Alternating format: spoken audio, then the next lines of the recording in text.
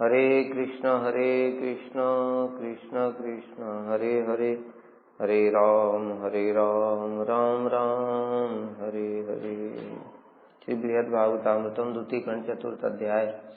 हम लोग सुन रहे थे, नारद जी गोप कुमार को बता रहे हैं किस प्रकार से साधकों के भाव के अनुसार ही उनको सिद्धि प्राप्त होती है और वैकुंठ में उस प्रकार से ही वो भजन करने के योग्य रूप, आकार, वेश इत्यादि प्राप्त कर लेता है। टीका में श्री सनातन गोस्वामी कह रहे हैं, यदि आपत्ति हो कि रघुनाथ की भांति मनुष्य आकार, कपिल की भांति मुनि का आकार अथवा उनके आकार से विलक्षण बहुत सी मूर्तियां इस वैकुंठ लोक में देखी जाती हैं। मतलब भगवान के जितने भी अवतार हैं वो इस वैकुंठ लोक में विराजमान हैं, किंतु भगवान के अवतार रूपों से भिन्न जो समस्त वानर और दैत्यादि का आकार देखा जाता है, उन आकारों का क्या कारण है? मतलब जैसे राम जी हैं, राम जी तो मनुष्य रूप में है, लेकिन उनके साथ में हनुमान जी हैं, वो वानर हैं। तो पहले सिद्धांत ये बताया था कि जो भगवान का जैसा अवतार होता है उस अवतार के अनुसार ही रूप मिलता है। तो फिर ये जामवंत हैं रीछ, और हनुमान जी हैं वानर, और दैत्य मतलब विभीषण जैसे, ये सब का क्या कारण है? उन आकारों का कारण क्या है? इसकी आकांक्षा में कह रहे हैं रसेन इत्यादि, उनका पूर्व उद्दिष्ट रसभेद ही उनके वैसे आकारों का कारण। पूर्व उद्दिष्ट रसभेद मतलब वो साधन अवस्था में जैसी जैसी भावना करते, मैं भी हनुमान जी की तरह सेवा करूं, वो इस प्रकार से साधन भजन कर रहा है राम जी का, तो फिर हनुमान जी की तरह सेवा प्राप्त होगी तो फिर उसको वहां पर जाकर के वानर रूप ही प्राप्त हो जाएगा। इस प्रकार से संसार के अंत में अर्थात साधक देह के पतन काल में जिन्होंने जैसे जैसे कीर्तन आदि और रस की भावना से युक्त होकर अपने को जिस आकार, वेश और विविध लक्षणों से शोभित होकर श्री कृष्ण के चरण कमलों की सेवा कर इस वैकुंठ में आगमन किया है, वे सभी अपने उन रसों के उपयोगी। जब बताए ना, जैसे हनुमान जी की तरह सेवा करनी है तो हनुमान जी की तरह फिर आकार भी होगा, हनुमान जी की तरह शक्ति भी होगी, वेशभूषा सब उसी प्रकार से होगी, तो वो वानर रूप प्राप्त कर लेगा। और जैसे भी बताया था कि जो दंडकारण्यवासी मुनि हैं, उन्होंने मधुर रस से उपासना करने की इच्छा की थी, तो शरीर पतन हुआ, तो उस रस के उपयोगी अर्थात मधुर रस के उपयोगी गोपी शरीर प्राप्त कर लिया। भगवान का प्रिय जान करके उन रूपों को ग्रहण करते हैं। इसका कारण है कि वह रूप श्री भगवान के प्रिय होने के कारण उनके वशीकरण करने में समर्थ होता है। जैसे हनुमान जी का वही रूप ही राम जी को वशीभूत कर लेता है। और भी दूसरे भी और जो रूप हैं, गरुड़ जो सेवा करते हैं, गरुड़ जी तो पक्षी हैं, तो उसी रूप में ही वो उनको वशीभूत करते हैं। प्रहलाद जैसे असुर हैं, वो उसी रूप में ही नरसिंह देव को वशीभूत कर लेते हैं। तो इसलिए उस रस के अनुसार में जैसे जैसे भगवान की सेवा होती है, उस रस के अनुरूप ही रूप, वेश, गुण तो सारे ही रहेंगे। भगवान के गुण, दिव्य गुण संचरित रहते हैं, लेकिन प्रकाशित वही होंगे जो उसके अनुसार होंगे। श्री वैकुंठ को प्राप्त कराने वाली प्रेम भक्ति के संबंध द्वारा उनका सब कुछ परम शोभा से युक्त होता है। यहाँ पर बताई दिया कि प्रेम भक्ति, क्योंकि उन्होंने प्रेम भक्ति के बिना तो वैकुंठ में ही नहीं जा सकता, तो प्रेम भक्ति प्राप्त हो चुकी है उनको। और प्रेम भक्ति की महिमा यह है कि सब कुछ प्रदान कर देती है। वो भगवान के समान शक्ति का संचार हो जाता है, भगवान के समान जैसे ही वेश, अलंकार, भूषा इत्यादि सब कुछ होता है, ये सब होता है। अतएव भगवान को प्रिय होने के कारण वही रस भक्त को परम रोचक होता है। जैसे उदाहरण भी दिया था काकभूषणी का, कि उसी रूप में ही, क्योंकि उनको प्रेमा भक्ति का वरदान प्राप्त हुआ, इसलिए काकभूषणी कहते हैं मुझे दूसरा भी रूप धारण कर सकता था, किंतु इस स्वरूप में मुझे आसक्ति है, क्योंकि इसी रूप में ही भगवान ने मुझ पर कृपा करी। तो वो फिर कौवे ही हैं। लेकिन कौवे होने से भी वो चतुर्भुज पार्षदों के समान ही है। इसलिए अपने अपने चरम अर्थात अंतिम साधक देह में उन्होंने जिस आकार वेश, और ये अंतिम साधक देह की बात कर रहे हैं। अंतिम साधक देह से क्या समझना पड़ेगा? नहीं, भाव, साधक देह भाव होती है, प्रेम अवस्था में साधक देह नहीं है। वो सिद्धि की अवस्था है, वो साध्य है प्रेम, ठीक है, प्रेम साध्य है। और दूसरी बात, प्रेम में तो साधक कहाँ है? वो तो कृष्ण के पास ही पहुंच गया। साधन तो उससे पहले का होता है। साधन का मतलब होता है साध्य वस्तु को प्राप्त करना। साध्य वस्तु तो कृष्ण है, कृष्ण प्रेम प्राप्त हो गया तब तो कृष्ण के पास में पहुंचा, और कृष्ण की सेवा कर रहा है वो साक्षात। लेकिन साधका परिकीर्तिता, साधक किसको कहा गया? उत्पन्न रत्या सम्यक नैर्विघ्नम अनुपागता कृष्ण साक्षात प्रवृत्तो योग्या साधका परिकीर्तिता। जिसकी उत्पन्न रति हो गई है, भाव प्रकाशित हो गया है, नैर्विघ्नम किंतु निर्विघ्न नहीं हुआ, अभी विघ्न है, कृष्ण साक्षात्कार की योग्यता प्राप्त हो गई है। इस देह में जैसे जैसे भाव से अब वो भजन करेगा उसके अनुसार, जैसे अभी बताया इनका दंडकारण्यवासियों का अंतिम साधक देह मनुष्य की, पुरुषों की थी, मुनि रूप में है वो। अब गोपियों वाली देह साधक नहीं है, लेकिन इस साधक देह में इनको रति उत्पन्न हो गई, मधुर रस राम जी के दर्शन करके राम जी की कृपा से प्रकाशित हो गया, और अब वो प्राप्त करेंगे जो भगवान की सेवा के अनुरूप शरीर होगा। तो इसलिए उन्होंने फिर गोपी देह प्राप्त कर लिया, और उसके बाद में नित्य पार्षद देह में ब्रज में पहुंच गए।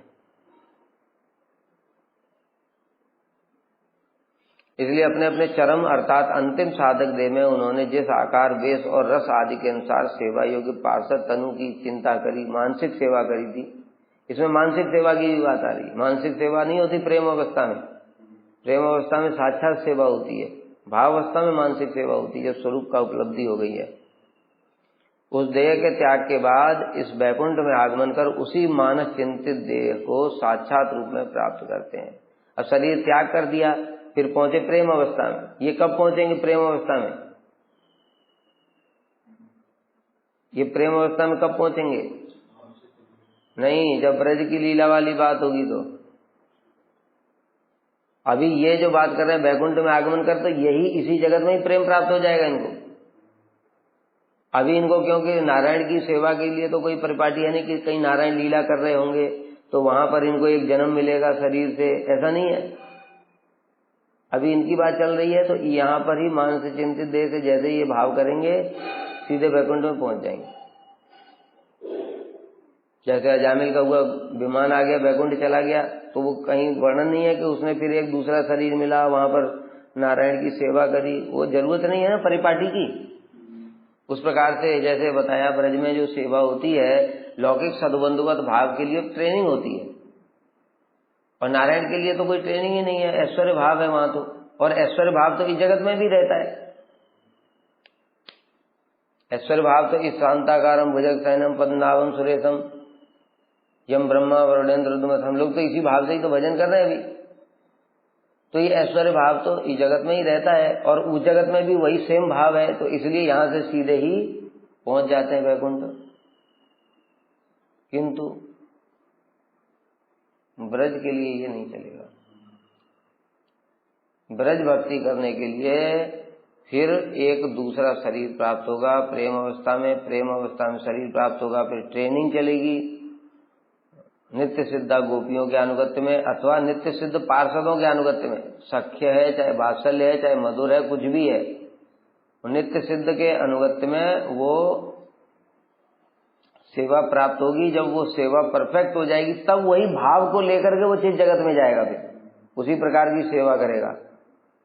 इसलिए भाव पुष्ट होगा यहाँ पर,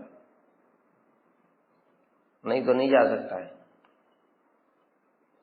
इसलिए यहाँ पर जो कह रहे हैं ये समझ जाना चाहिए कि यहाँ पर अंतिम साधक देह मतलब भाव अवस्था में प्राप्त हुआ, मानसिक सेवा करी उसने, और उस देह के त्याग के बाद नारायण की तो साक्षात सेवा वैसे भी इस जगत में तो नारायण लीला करते ही नहीं इस प्रकार की। तो इस देह के त्याग के बाद उसी बैकुंठ में आ गया और उसी मानस चिंतित देह को साक्षात रूप में प्राप्त कर लिया उसने। अतएव कभी कभी भगवान की इच्छा से बैकुंठ स्थित पार्षदगण प्रपंच के अंतर्गत इंद्र चंद्रादि के समान कर्म करते हैं, ऐसा भी बोध होता है। मतलब क्या कि इंद्र चंद्र की भांति यहाँ पर साधन कर रहे हैं, साधन अवस्था में इंद्र चंद्र की भांति सेवा कर रहे हैं और फिर वहां भी इंद्र चंद्र बन गए।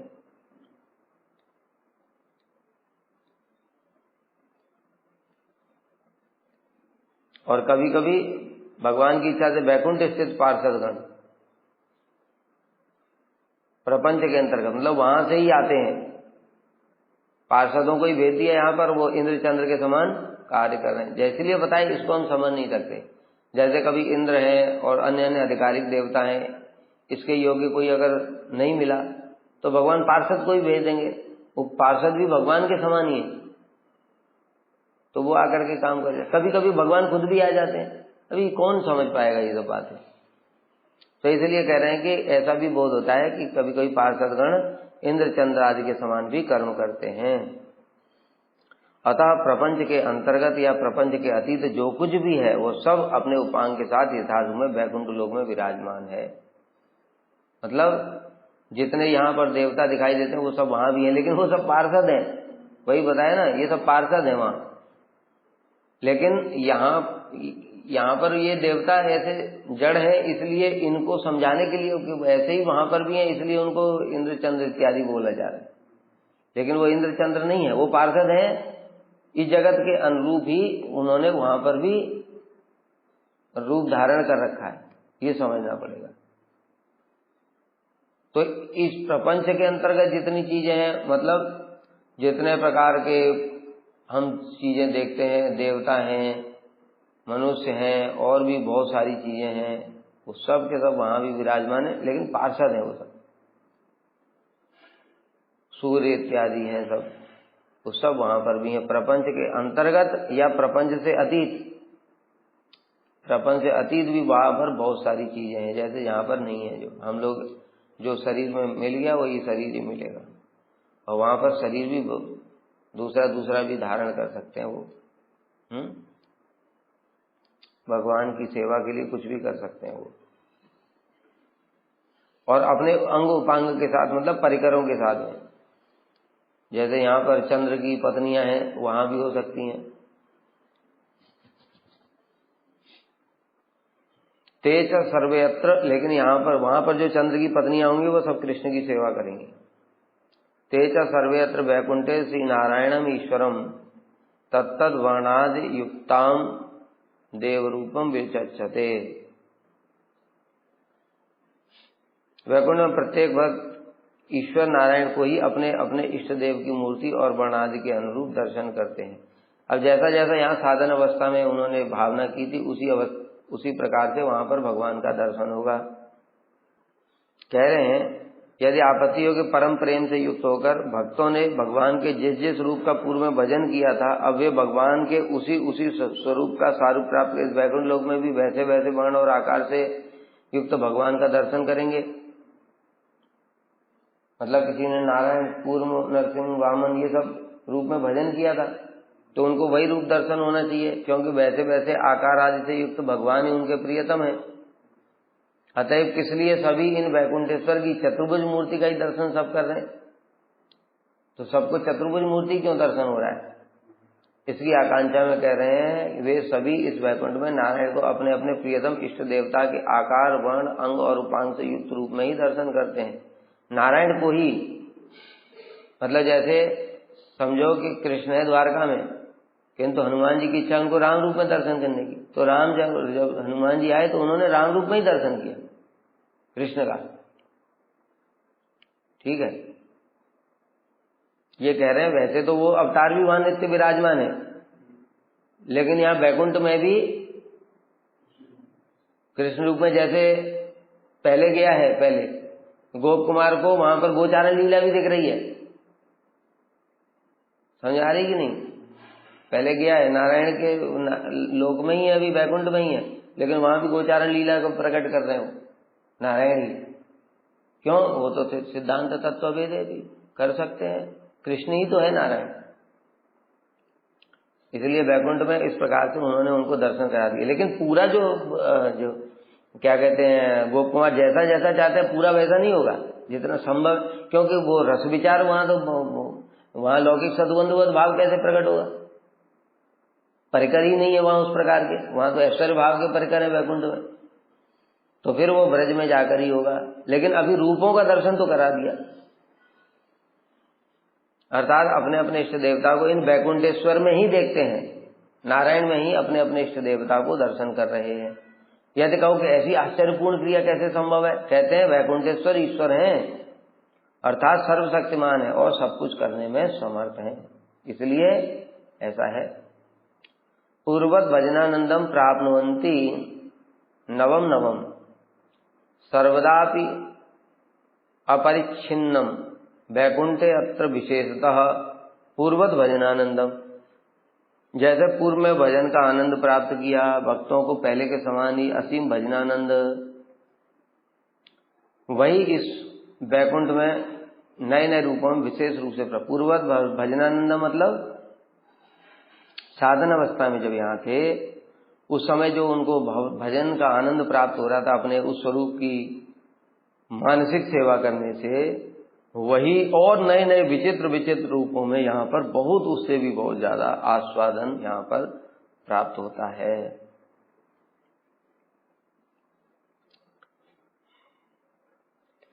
ये तो असाधारण ही सर्वई पूर्वई आत्म मनोरमई परिवारादिभियुक्तम निजमिष्टतरम प्रभुम संपश्यन्तो यथा पूर्वम सदैवेच्छन्ति चेतुम ते अत्यंत तत्तत्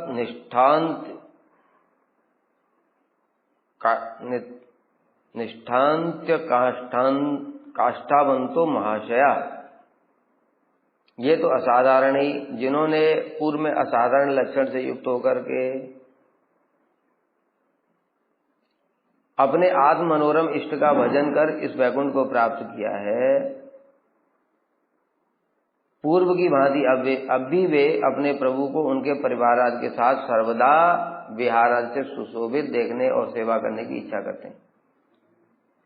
जैसे किसी ने नरसिंह देव का भजन किया है, परिवार शायद लक्ष्मी जी भी हैं वहां पर और परिकर भी हैं, प्रहलाद भी हैं सब।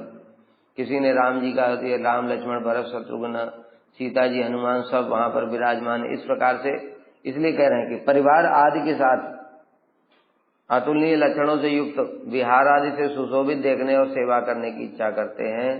ऐसे महाशय गणों की इष्ट निष्ठा परिपक्वता की चरम सीमा को प्राप्त हुई है, ऐसा समझना होगा। टीका में पढ़ते हैं क्या कह रहे हैं। जिन्होंने पूर्व में असाधारण अर्थात समस्त प्रकार से विलक्षण श्री रघुनाथ का, जानकी, लक्ष्मण और उनके परिच्छद क्रीड़ादि सहित भजन कर वैकुंठ को प्राप्त किया है, वे अब भी ऐसी भावना सहित कोदंड पाणी रामचंद्र अयोध्या और वनवास आदि लीलाओं की चिंता करते हुए अपने मनोरम इष्टतर परम प्रिय प्रभु का पूर्व की भांति सम्यक दर्शन और उनकी सेवा की कामना करते हैं। जैसे यहाँ साधन अवस्था में भजन कर रहे हैं राम जी का, तो वहां पर भी वही दर्शन करना चाहते हैं। अतः ऐसे भक्त महाशय हैं, अर्थात परम गंभीर क्षोभ रहित चित्तवृत्ति से युक्त हैं, क्योंकि उनमें अपने अपने इष्ट में दृढ़ निष्ठा है। अतः वो अपने इष्ट को उसी रूप में ही देखना चाहते हैं, चतुर्भुज रूप में नहीं देखना चाहते।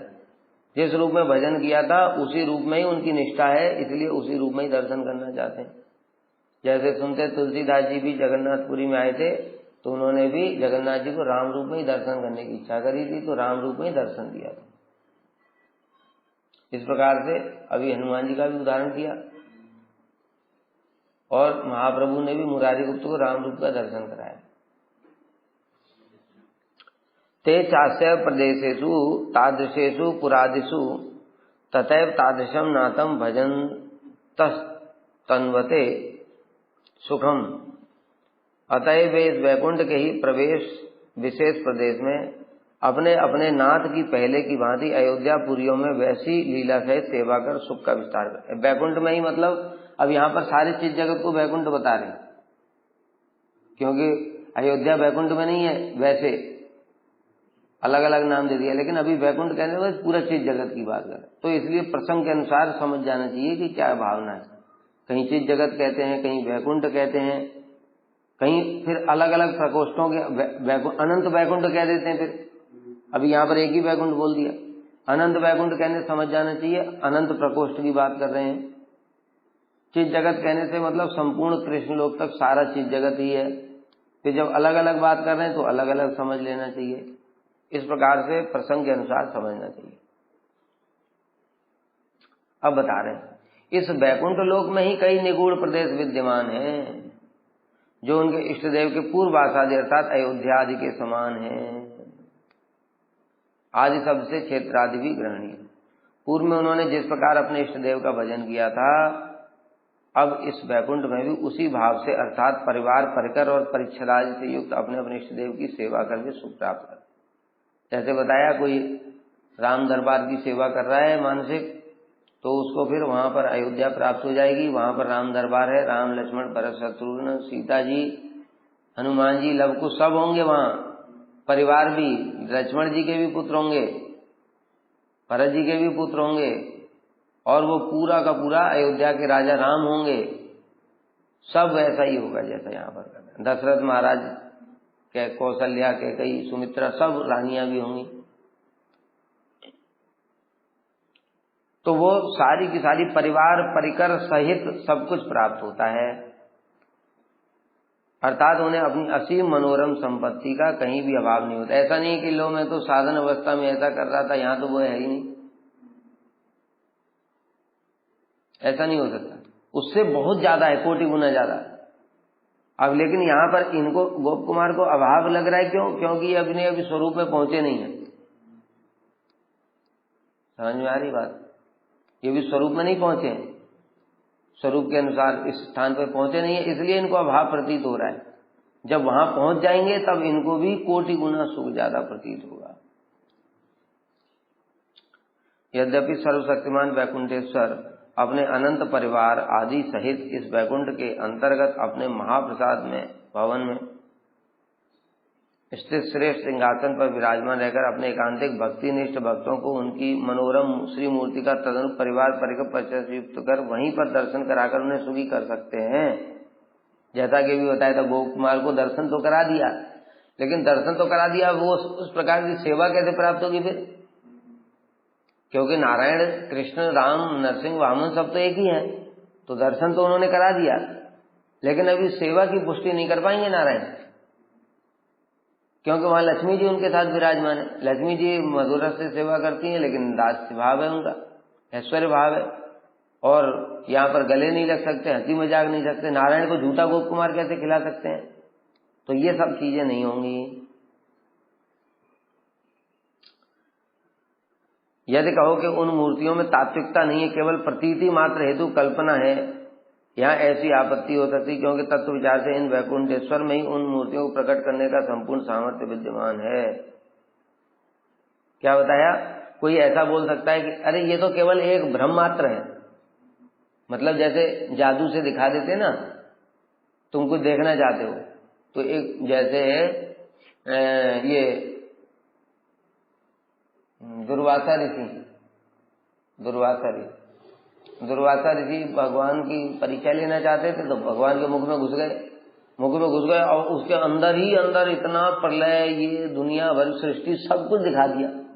तो ये माया थी भगवान की, और फिर एक ब्रह्मांड में देखा, और फिर तो इस प्रकार से भगवान दिखा सकते हैं। तो कहने इस प्रकार से ये प्रतीति केवल प्रतीति मात्र हो सकती। कहते नहीं, ये प्रतीति नहीं है, क्योंकि तत्व विचार से इन वैकुंठेश्वर में ही उन मूर्तियों को प्रकट करने का संपूर्ण सामर्थ्य है।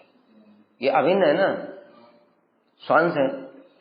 तथा इस वैकुंठ में माया संबंध भी नहीं है, जड़ जगत की माया तो है नहीं ये, तो जो प्रकट कर रहे हैं वो वास्तविक ही है, यथार्थ है, योग माया से प्रकट कर रहे हैं। और योग माया मिथ्या वाली नहीं होती है, कुछ ब्रह्म वाली चीजें। तथापि इस वैकुंठ लोक में अयोध्या आदि विशेष प्रदेश पृथक भाव में भी विद्यमान है। दूसरा कह रहे हैं, देखो एक बात, दोनों बातें हो गई कि कोई मान लो राम जी का भजन कर रहा है या कृष्ण का भजन कर रहा है, वो वैकुंठ के पास पहुंच गया, नारायण के पास है, तो नारायण भी उसको वो सब दिखा देंगे। कृष्ण का स्वरूप भी दिखा दिया गोप कुमार को और गोचारण लीला भी दिखा दी। कोई हनुमान जी जैसा पहुंच गया तो उसको भी वहां राम जी का रूप दिखा देंगे। लेकिन सेवा फिर कैसे होगी?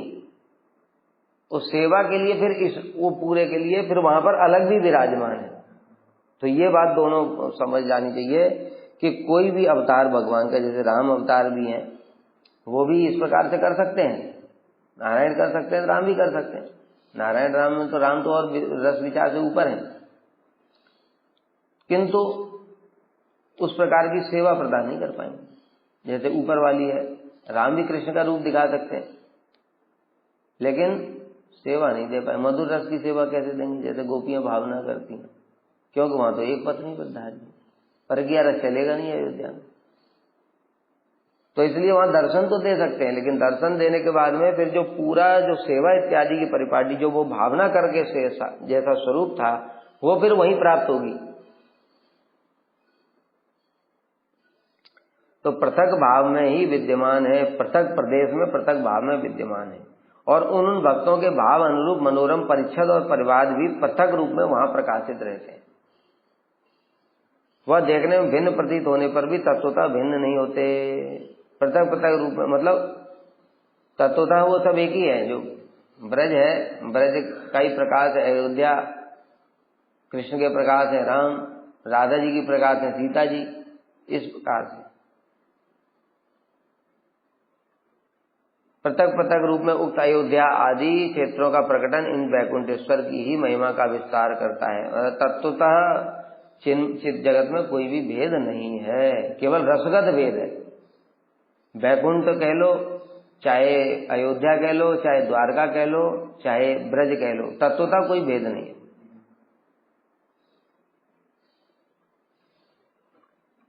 क्योंकि देखो ब्रज में मूल कृष्ण है, फिर वहां पर द्वितीय प्रकाश बलदेव प्रभु है। अब वहां जो ब्रज प्रकट हुआ है धाम, ये बलदेव प्रभु से प्रकट हुआ सारा। फिर द्वारका में आ जाओ, तत्वतः कृष्ण ही वासुदेव है, बलदेव ही मूल संकर्षण है। तो यहाँ जो धाम द्वारका धाम, ये किससे प्रकट हुआ? मूल संकर्षण से। फिर नीचे और आ जाओ वैकुंठ में, द्वितीय चतुर्व्यूह, कृष्ण ही वासुदेव है और मूल संकर्षण के अंश महासंकर्षण, उनसे फिर सारे चित जगत का ये सारा धाम प्रकट होगा। तो तत्वतः क्या अंतर है? उसी प्रकार से राधा जी भी चल रही हैं, कृष्ण के साथ में ब्रज में राधा जी हैं, वही राधा जी एक्सपेंशन करती हैं फिर रानियों के रूप में द्वारका में, उसके बाद में फिर वो लक्ष्मी जी के रूप में एक्सपेंशन करती हैं। तो इस प्रकार से तत्वतः तो एक ही चल रहा है, फिर अलग अलग की आवश्यकता क्या? रसगत रस विचार जो है वो अलग अलग है।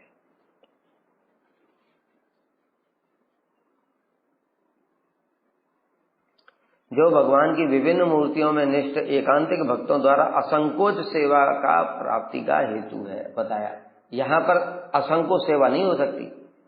मान लो गोचारण लीला तो कर रहे हैं, नारायण ने दिखा दिया, अब यहाँ पर चाहे कि गोप कुमार जाकर के, और वो तो गले में हाथ डाल लेंगे, आलिंगन कर लेंगे, लेकिन बाकी पार्षद देख रहे हैं अरे ये क्या कर रहा है, नारायण को पकड़ लेंगे, उसको करने ही नहीं देंगे।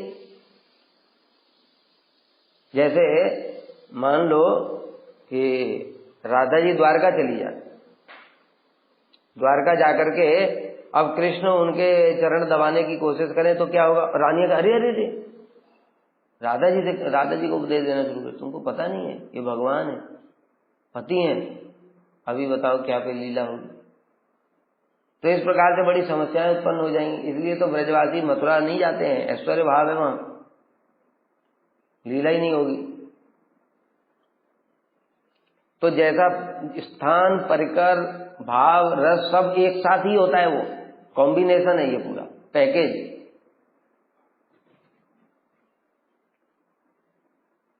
इसलिए भक्त और भगवान दोनों ही परमानंद प्राप्त करते हैं। यहाँ पर न भक्त को परमानंद होगा न भगवान को परमानंद होगा, क्योंकि भक्त को इसलिए परमानंद नहीं हो रहा है कि जो इच्छा करते हैं कि गले से लगाएं, मुझे आलिंगन करें, मुझे हंसी मजाक करें, वो तो हो नहीं रहा है। अतः इस वैकुंठ के बीच स्थित उस अयोध्या आदि प्रदेशों की इस वैकुंठ से कोई विशेषता नहीं है, पार्थक्य केवल वैभव आदि के प्रकटन के कारण ही है। वहां पर वैभव से भी समझो रस विचार, और कोई वैभव में अंतर नहीं है चित्त जगत में। चित्त जगत में तो हर जगह अनंत वैभव है, वो चित्त जगत है ना, वो तो पूर्ण है, उसमें क्या है, वो तारतम्य है केवल। तारतम्य का मतलब रस विचार ही समझो, तो शक्ति के हिसाब से तो समान ही है, इसलिए तत्व विचार से तो सेम ही है। वैभव का मतलब यही समझना चाहिए, वैभव मतलब वहां पर उनके सखा है राम जी के, वहां पर माता पिता है, माता पिता बात, लेकिन नारायण के पास माता पिता ही नहीं है, यही वैभव समझो, परिकरों का ही वैभव। ये चैकतर रूपस्य प्रीतिनिष्ठा भवन्ति न अविशेष ग्राहस्तस्य यत् किंचित रूप सेवकाः ये च एकतर रूपस्य। जो भक्त भगवान के किसी एक रूप के प्रति प्रीति निष्ठा नहीं रखते, नारद जी जैसे, अपितु समस्त रूपों में ही समान प्रीति प्रकाश करते हैं,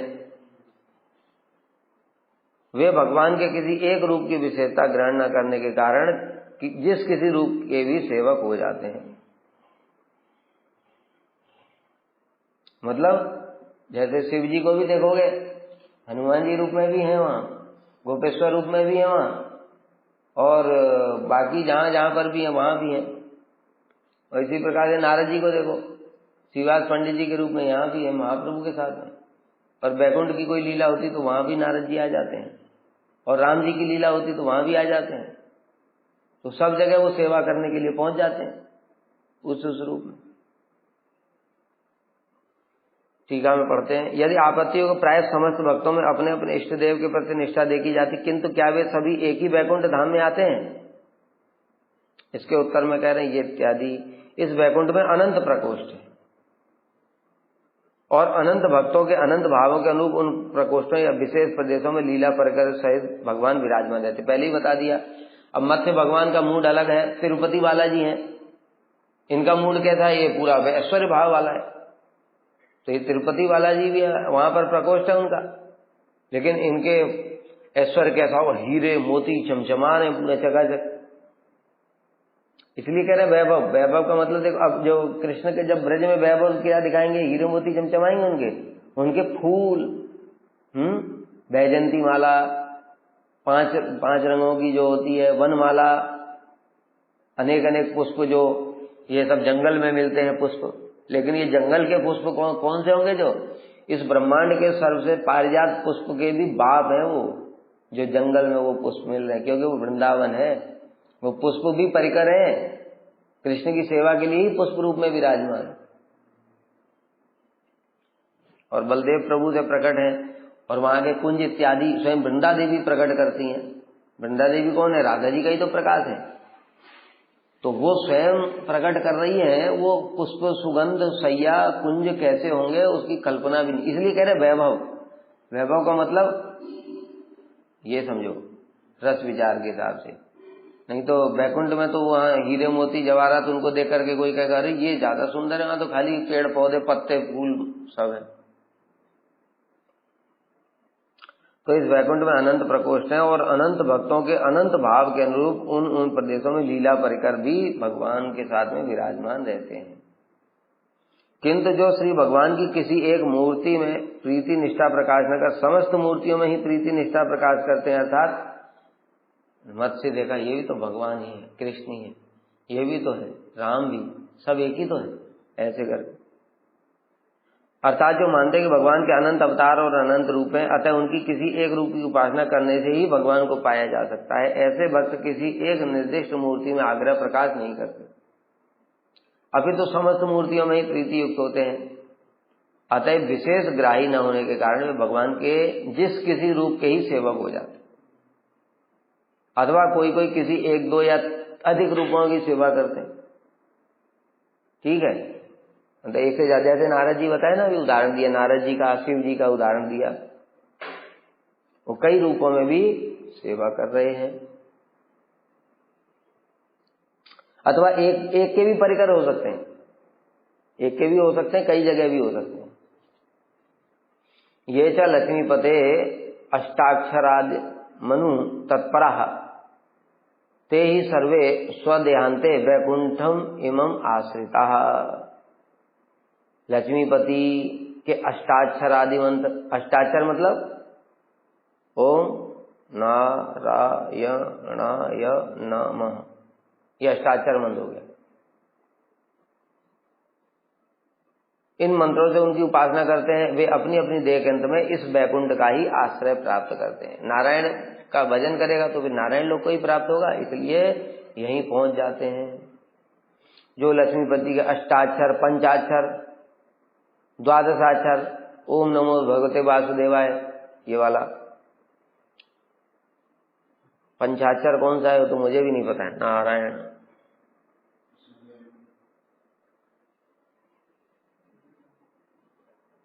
चलो होगा। वे किसी एक या अधिक रूप में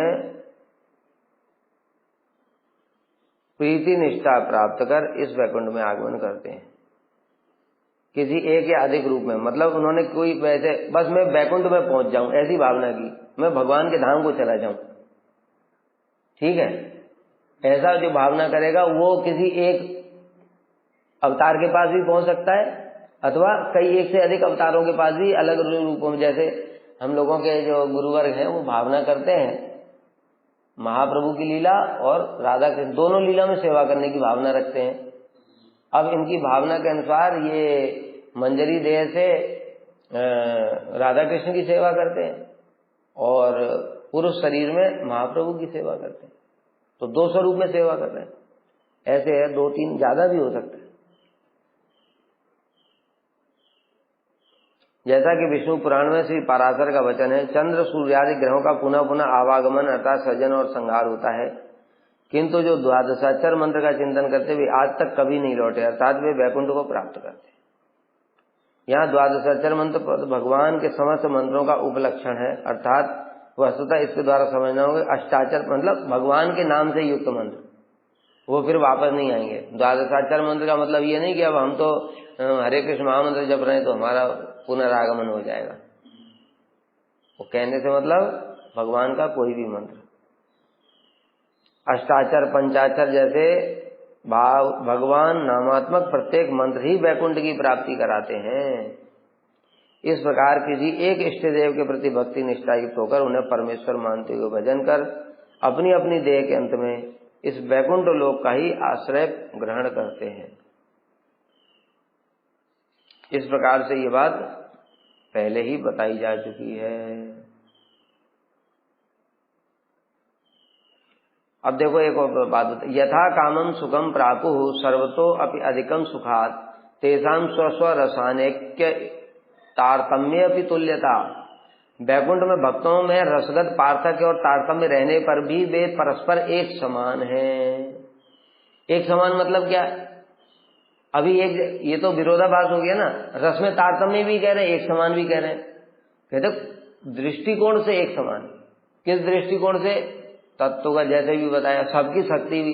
जैसे कोई कृष्ण के साथ गैया चरा रहा है सखा, वो तो गोप बालक है, अब उसकी कोई शक्ति दिखाई दे रही है।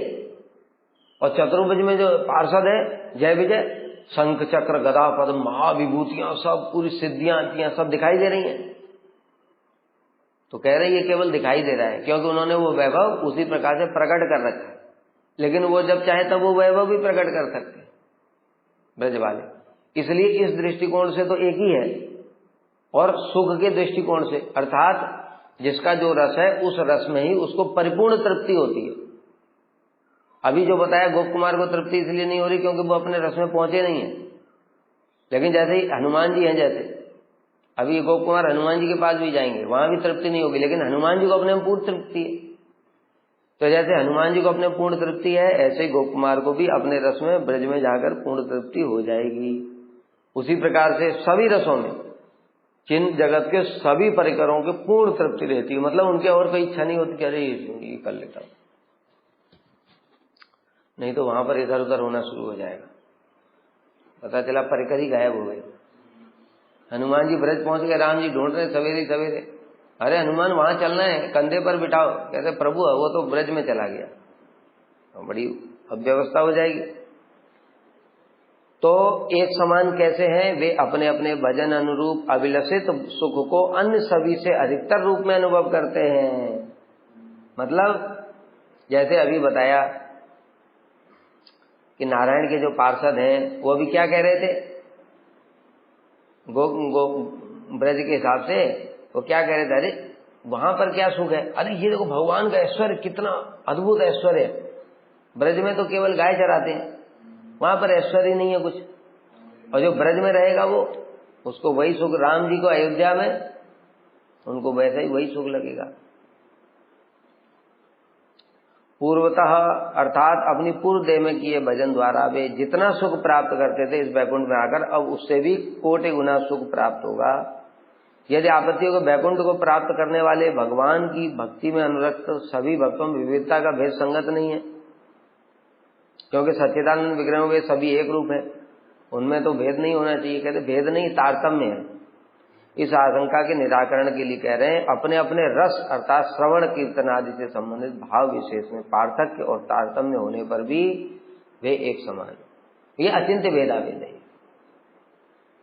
अचिंत्य एक साथ ही तारतम्य भी है और एक समान भी है। वो बता दी हमने कैसे तारतम्य है, रस विचार से तारतम्य है। जैसे बताया अभी मधुर रस में वैकुंठ में नारायण की सेवा नहीं हो सकती, राम जी की भी नहीं हो सकती, रासलीला तो संभव ही नहीं है, द्वारका में भी संभव नहीं है।